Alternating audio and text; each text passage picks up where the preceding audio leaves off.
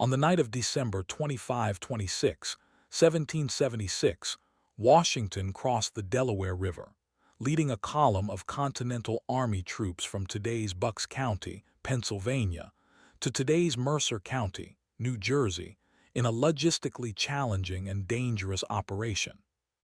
Meanwhile, the Hessians were involved in numerous clashes with small bands of patriots, and were often aroused by false alarms at night in the weeks before the actual Battle of Trenton. By Christmas they were tired, while a heavy snowstorm led their commander, Colonel Johann Rall, to assume no significant attack would occur. 144 at daybreak on the 26th, the American patriots surprised and overwhelmed Rall and his troops, who lost over 20 killed including Rall, 145, while 900 prisoners, German cannons and supplies were captured, 146. The Battle of Trenton restored the American Army's morale, reinvigorated the Patriot cause, 147, and dispelled their fear of what they regarded as Hessian mercenaries. 148. A British attempt to retake Trenton was repulsed at Assunpink Creek on January 2, 149. During the night, Washington outmaneuvered Cornwallis, then defeated his rearguard in the Battle of Princeton the following day. The two victories helped convince the French that the Americans were worthy military allies. 150. After his success at Princeton, Washington entered winter quarters at Morristown, New Jersey, where he remained until May 151, and received congressional direction to inoculate all Patriot troops against smallpox. 152. With the exception of a minor skirmishing between the two armies which continued until March 154, Howe made no attempt to attack the Americans. 155. British Northern strategy fails. Further information: Saratoga Campaign, Philadelphia Campaign, and Valley Forge. Saratoga Campaign maneuvers and inset. The battles of Saratoga in September and October 1777. The 1776 campaign demonstrated that regaining New England would be a prolonged affair, which led to a change in British strategy to isolating the North by taking control of the Hudson River, allowing them to focus on the South where Loyalist support was believed to be substantial. 156. In December 1776, Howe wrote to the colonial secretary Lord Jermyn, proposing a limited offensive against Philadelphia. While a second force moved down the Hudson from Canada, 157 Bergen supplied several alternatives, all of which gave him responsibility for the offensive, with Howe remaining on the defensive. The option selected required him to lead the main force south from Montreal down the Hudson Valley, while a detachment under Barry St. Leger moved east from Lake Ontario. The two would meet at Albany, leaving Howe to decide whether to join them. 158. Reasonable in principle. This did not account for the logistical difficulties involved, and Bergen erroneously assumed Howe would remain on the defensive. Jermyn's failure to make this clear meant he opted to attack Philadelphia instead. 159.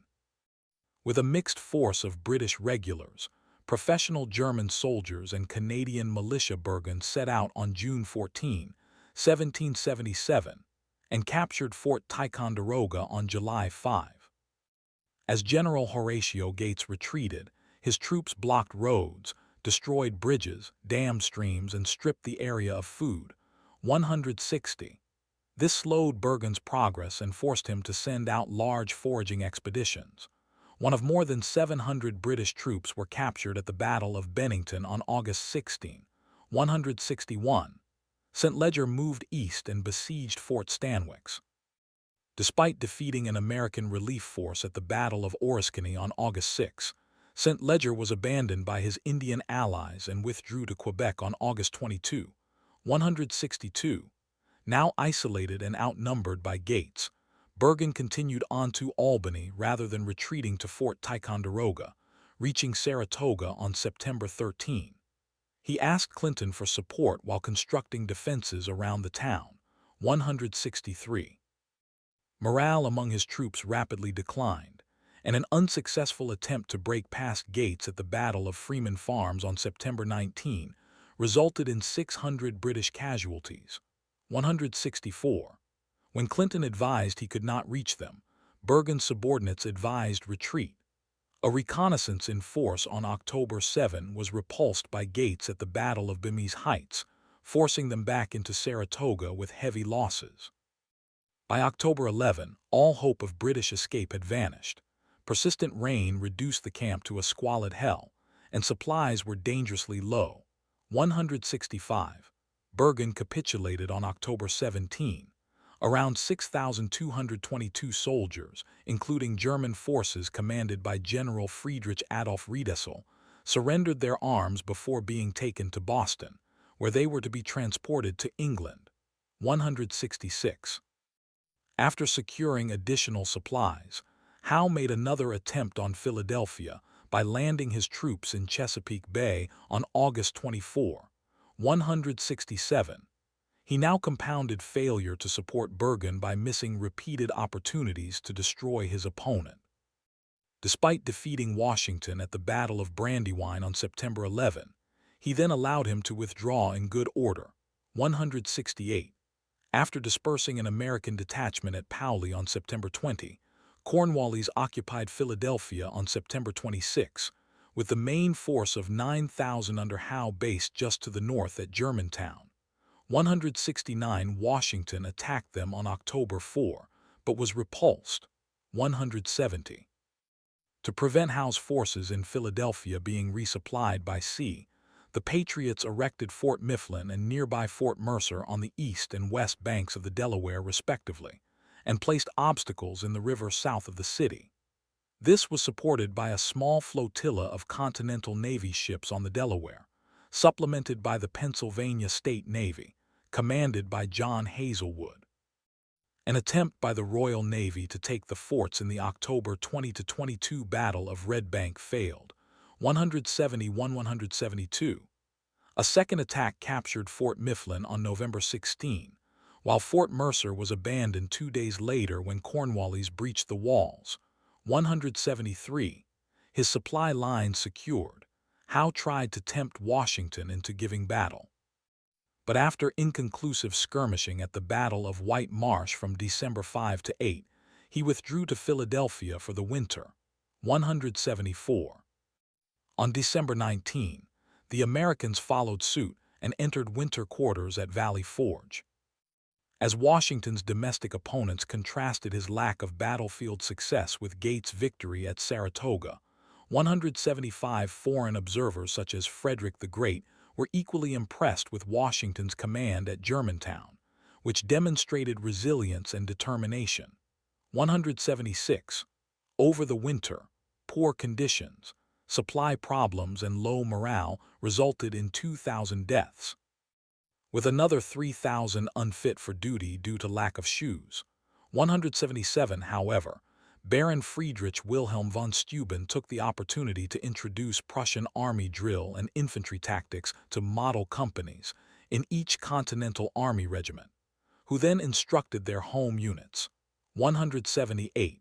Despite Valley Forge being only 20 miles away, Howe made no effort to attack their camp, an action some critics argue could have ended the war. 179. Foreign intervention. Main articles: France and the American Revolutionary War, Spain and the American Revolutionary War, and Carlisle Peace Commission. From the left in the background, 3 sailing warships at sea, one clearly flying a British naval ensign.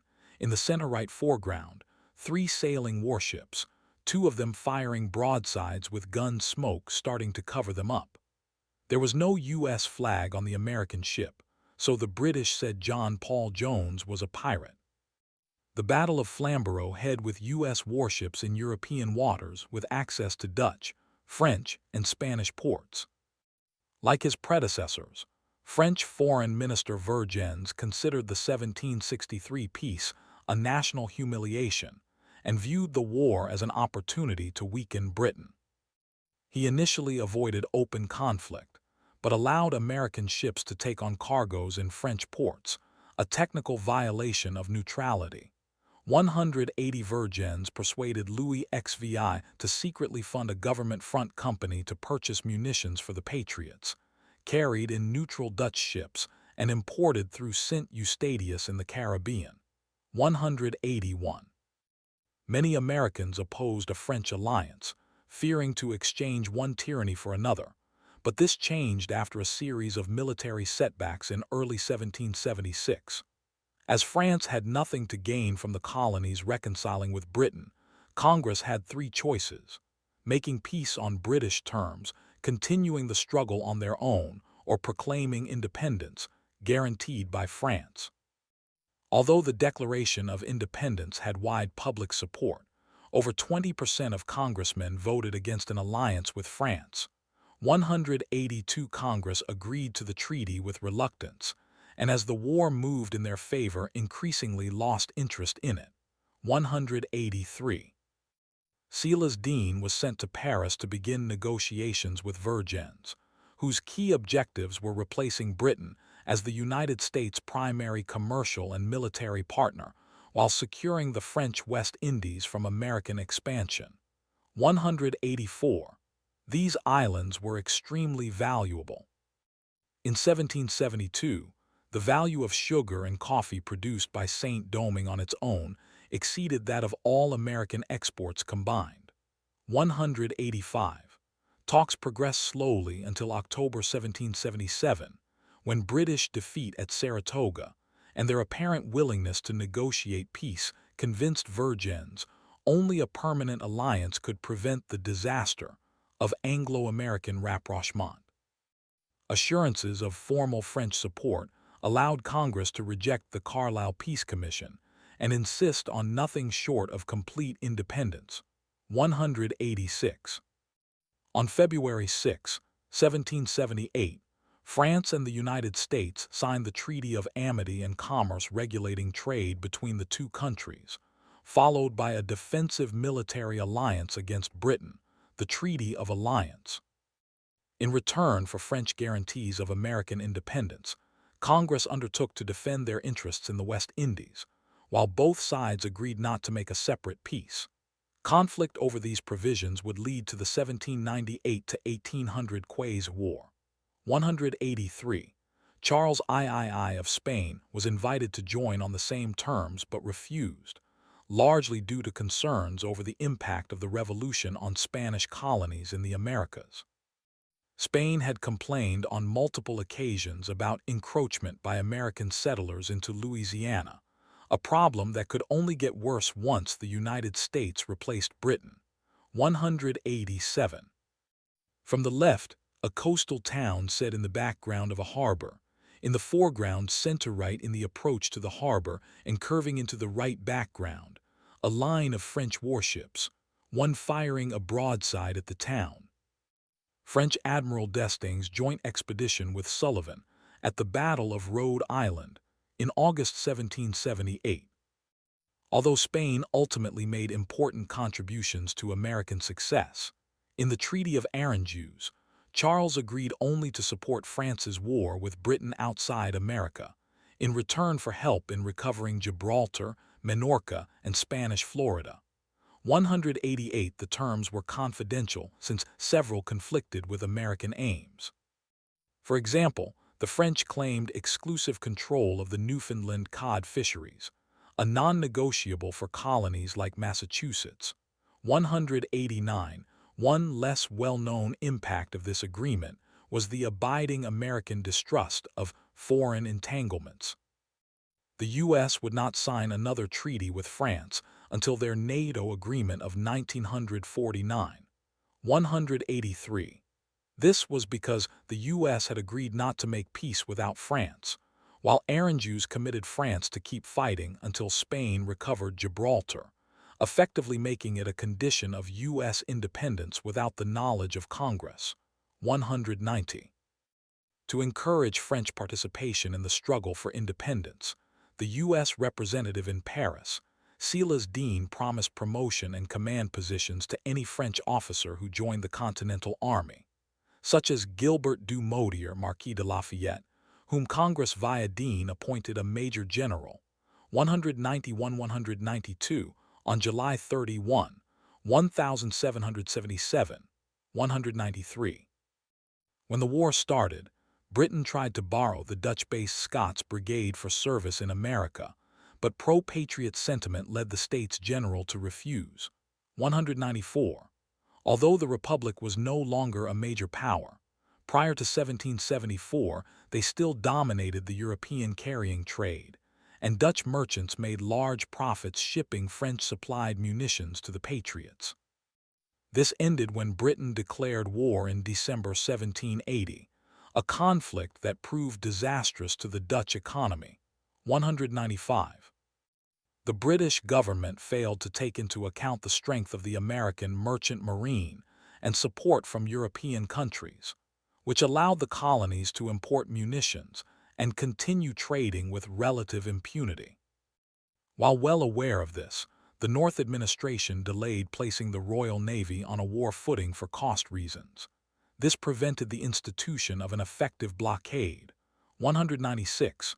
Traditional British policy was to employ European land-based allies to divert the opposition. In 1778, they were diplomatically isolated and faced war on multiple fronts. 197. Meanwhile, George III had given up on subduing America, while Britain had a European war to fight. 198. He did not welcome war with France, but he held the British victories over France in the 7 Years' War as a reason to believe in ultimate victory over France. 199. Britain subsequently changed its focus into the Caribbean theater, 200, and diverted major military resources away from America, 201. Stalemate in the North. Main articles: Northern Theater of the American Revolutionary War after Saratoga and Western Theater of the American Revolutionary War. A close-up of Continental infantry fighting in a street. A company on line firing to the left off the painting. In the center, the officer. Right foreground, a drummer boy, and behind him, a soldier reloading a musket. Continentals repulsing the British at the Battle of Springfield in June 1780. Give 'em Watts, boys.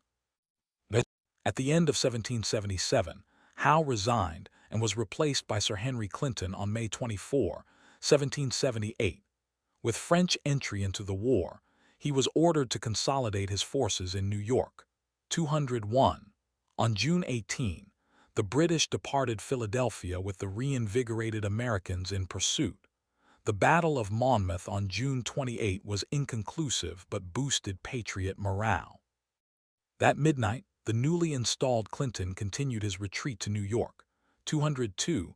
A French naval force under Admiral Charles Henry Hector d'Estaing was sent to assist Washington, deciding New York was too formidable a target.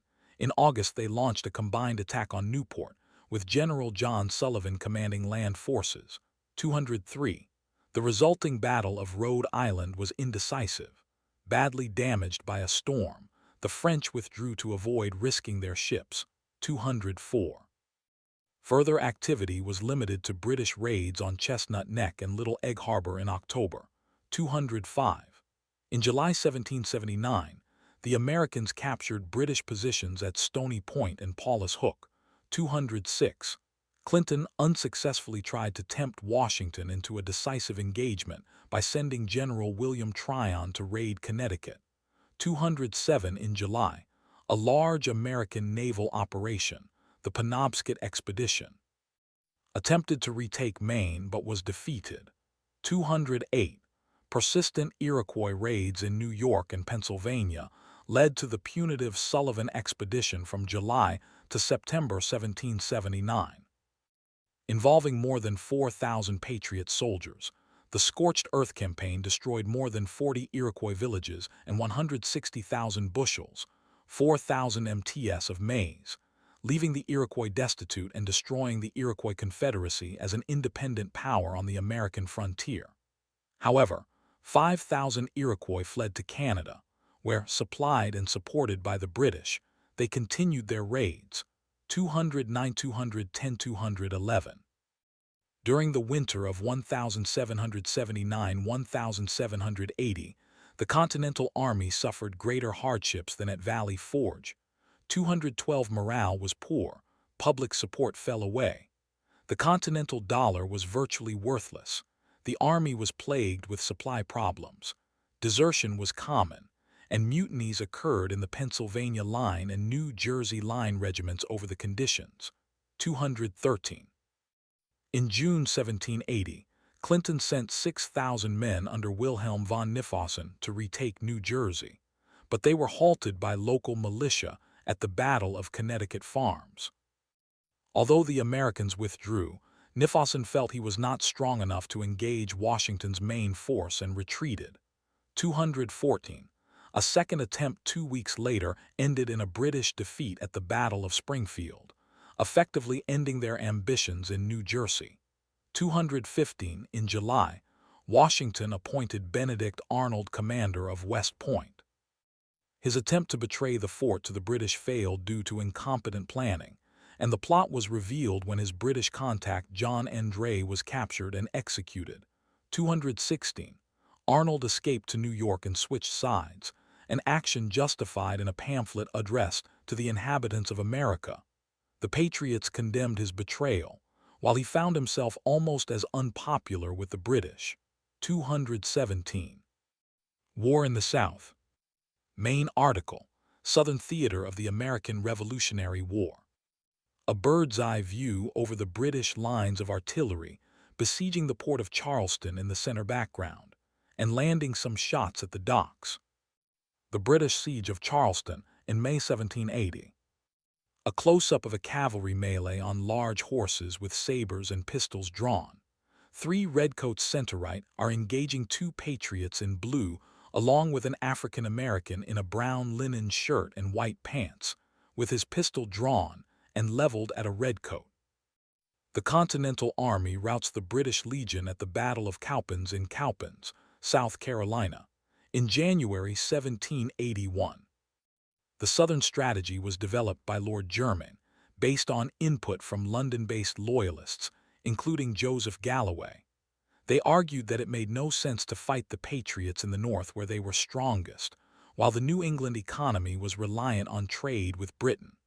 On the other hand, duties on tobacco made the South far more profitable for Britain, while local support meant securing it required small numbers of regular troops. Victory would leave a truncated United States facing British possessions to the south, north, and west. With the Atlantic seaboard controlled by the Royal Navy, Congress would be forced to agree to terms.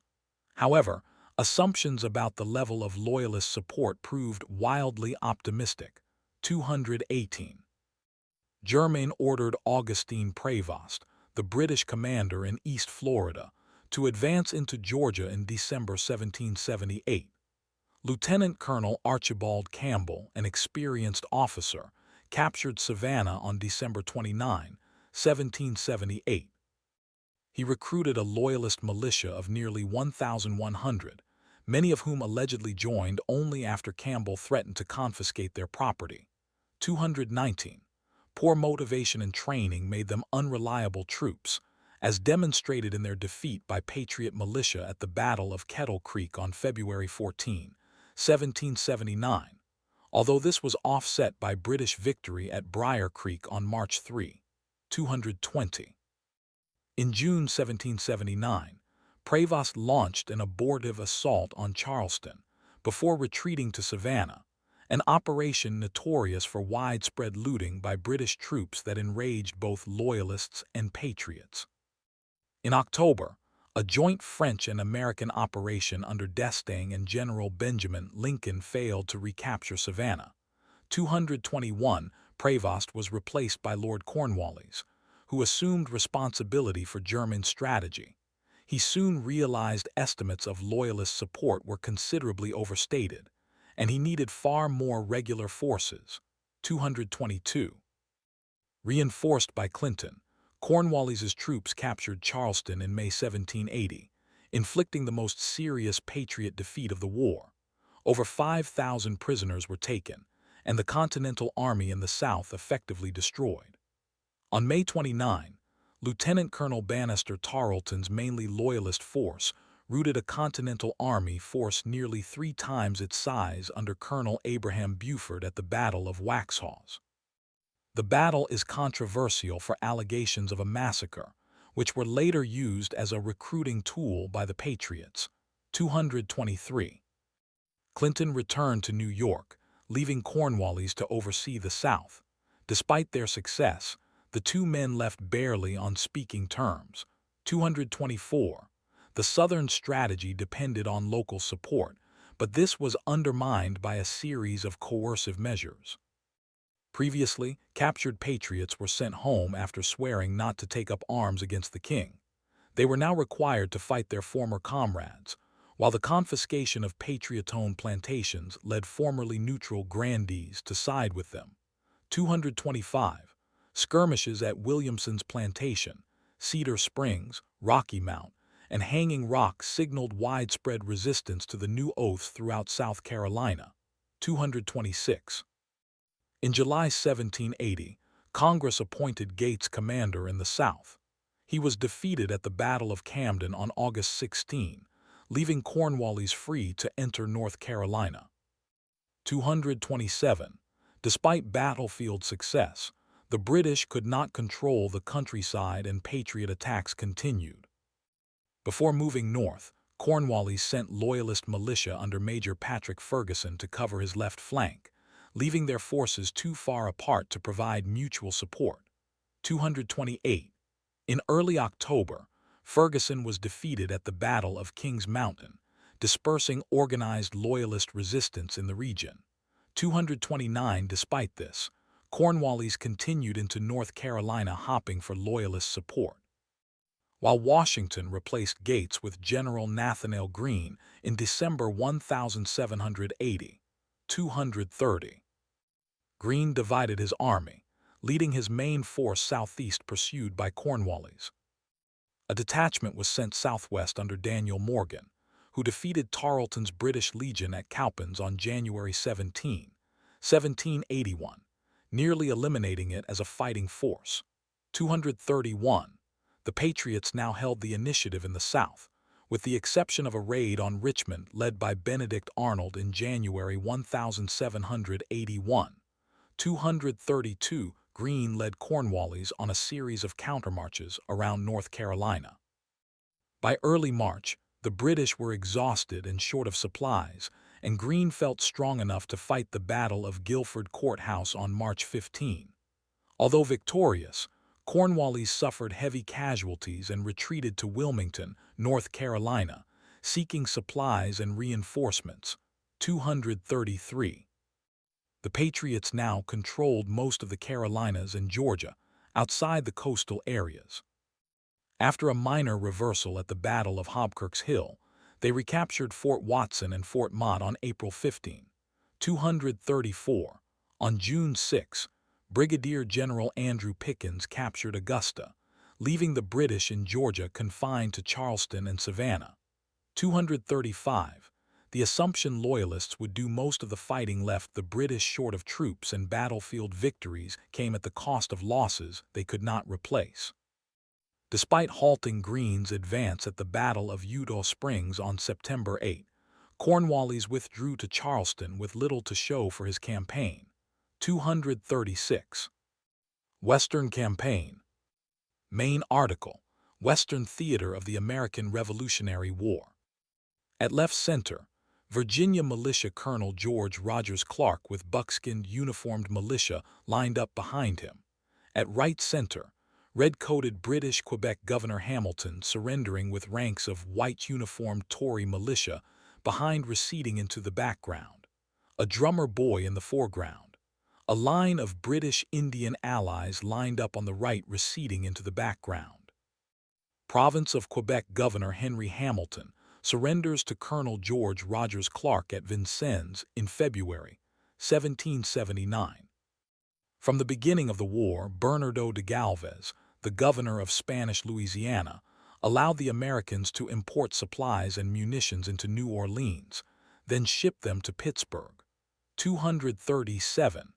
This provided an alternative transportation route for the Continental Army, bypassing the British blockade of the Atlantic coast. 238. In February 1778, an expedition of militia to destroy British military supplies in settlements along the Cuyahoga River was halted by adverse weather. 239. Later in the year, a second campaign was undertaken to seize the Illinois country from the British. Virginia militia, Canadian settlers, and Indian allies commanded by Colonel George Rogers Clark captured Kaskaskia on July 4 and then secured Vincennes, though Vincennes was recaptured by Quebec Governor Henry Hamilton. The Spanish-aligned fur trader Francis Vigo, an American sympathizer, alerted Clark to the threat posed to his control of the West by Hamilton's position, and in early 1779, the Virginians counterattacked in the siege of Fort Vincennes and took Hamilton prisoner. 240. Clark secured western British Quebec as the American Northwest Territory in the Treaty of Paris as the Revolutionary War came to an end. 241.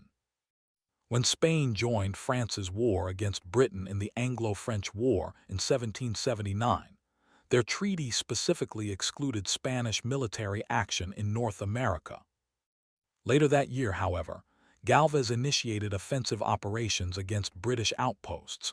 242. First, he cleared British garrisons in Baton Rouge, Louisiana, Fort Butte, and Natchez, Mississippi, and captured 5 forts. 243. In doing so, Galvez opened navigation on the Mississippi River north to the American settlement in Pittsburgh. 244.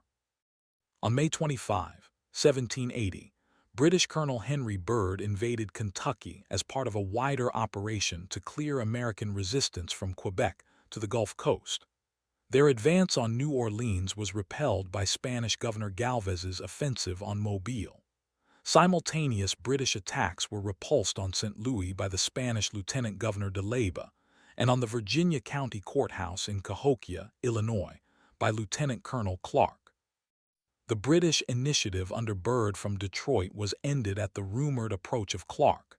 The scale of violence in the Licking River Valley was extreme, even for frontier standards. It led to English and German settlements, who joined Clark's militia when the British and their hired German soldiers withdrew to the Great Lakes. 245. The Americans responded with a major offensive along the Mad River in August, which met with some success in the Battle of Piqua, but did not end Indian raids. 246. French soldier Augustin de la Baume led a Canadian militia in an attempt to capture Detroit, but they dispersed when Miami natives led by Little Turtle attacked the encamped settlers on November 5. 247 AC. The war in the West stalemated with the British garrison sitting in Detroit, and the Virginians expanding westward settlements north of the Ohio River in the face of British Allied Indian resistance. 249. In 1781, Galvez and Pollock campaigned east along the Gulf Coast to secure West Florida, including British-held Mobile and Pensacola. 250. The Spanish operations impaired the British supply of armaments to British Indian allies, which effectively suspended a military alliance to attack settlers between the Mississippi River and the Appalachian Mountains. 251 ad. In 1782, large-scale retaliations between settlers and Native Americans in the region included the Gnadenhutten Massacre and the Crawford Expedition. The 1782 Battle of Blue Licks was one of the last major engagements of the war. News of the treaty between Great Britain and the United States arrived late that year. By this time, about 7% of Kentucky settlers had been killed in battles against Native Americans, contrasted with 1% of the population killed in the 13 colonies. Lingering resentments led to continued fighting in the West after the war officially ended. British defeat. Main article, Yorktown Campaign. 2 lines of warships at sea sailing with full sails downwind away from the viewer and firing broadsides at one another. In the center foreground receding into the left background, 6 of the French fleet, in the right foreground receding to the center 4 of the British fleet. A French Navy fleet left, engages the British in the Battle of the Chesapeake on September 5, 1781. Center foreground, a British officer on the left standing surrenders to a mounted Continental officer. Far left foreground receding into the center background. A British line of infantry, then mounted cavalry, with a large white flag of surrender. Far right foreground receding into the center background. A Continental line of infantry, then mounted cavalry, with a large U.S. flag of the Army. British General Cornwallis surrenders at Yorktown in October 1781. Clinton spent most of 1781 based in New York City. He failed to construct a coherent operational strategy, partly due to his difficult relationship with Admiral Marriott Arbuthnot. 252. In Charleston, Cornwallis independently developed an aggressive plan for a campaign in Virginia, which he hoped would isolate Greene's army in the Carolinas and cause the collapse of Patriot resistance in the South. This strategy was approved by Lord Jermyn in London, but neither informed Clinton. 253.